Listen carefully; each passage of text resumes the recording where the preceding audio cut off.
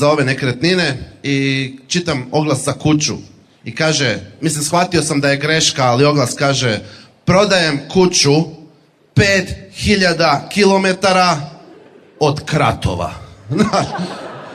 Rekao, taj čovjek ili stvarno mrzi Kratovo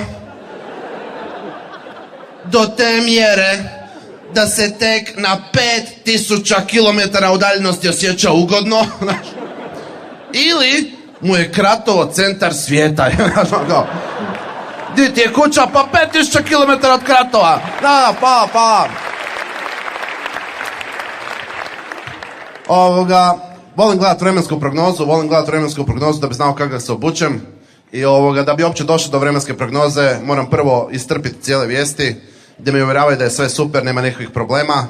Onda moram istrpiti sport gdje me uvjeravaju da je Hrvatska sportska velesila, jer je neki naš